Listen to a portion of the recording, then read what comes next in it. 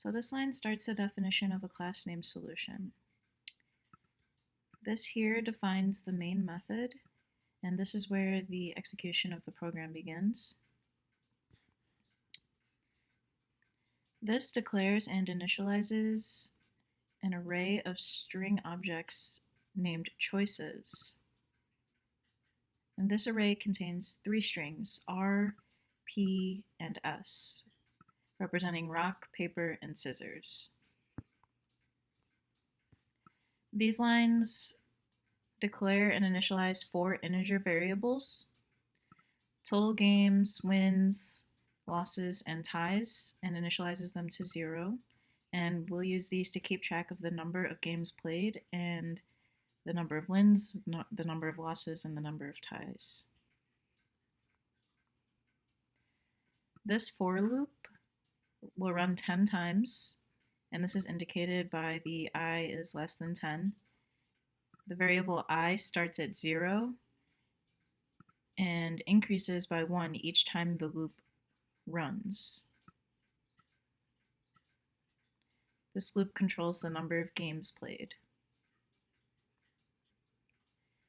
This here is a hard-coded input, and it simulates the user's choice as always choosing rock. So this is a hard-coded user choice, and every single time that the game is ran, the user is choosing rock.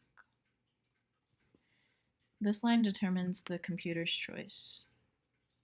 And math, this part here, generates a random double between 0 and 1, and we multiply this by the length of the choices, which is 3, and cast the result to an integer. This gives us a random index, 0, 1, or 2, which we use to select a random choice from the choices array for the computer. These lines print the user's and the computer's choices. User input to uppercase just makes the user's choice uppercase for the display. This block of code here, this block of code determines the outcome of each game. The if and else if statements compare the user's choice with the computer's choice to determine if it's a tie, a win, or a loss. The corresponding counters, ties, wins, losses, are incremented based on the outcome. This increments the total games counter by 1 after each game. These lines simulate the prompt asking if the user wants to play again. And for the first 9 iterations of the loop, it sets play again to yes. And for the last iteration, it sets play again to no. It then prints this choice and adds a blank line for spacing.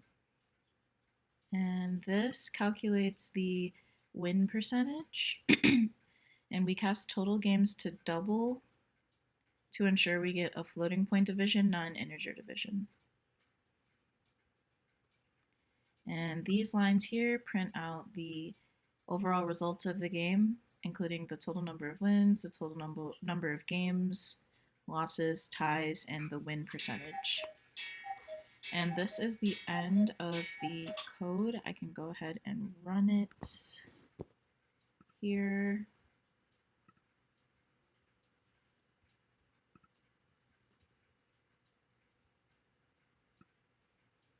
So this is the ran code. It runs 9 games. The user always plays rock, and then the computer's is random. It asks the user if they want to play again, and it's hard-coded yes for the first 9, the first 9 games, and then for the last game, it's hard-coded to no. And these are the overall results of the games with the total number of games, the wins, the losses, the ties, and the percentage of wins.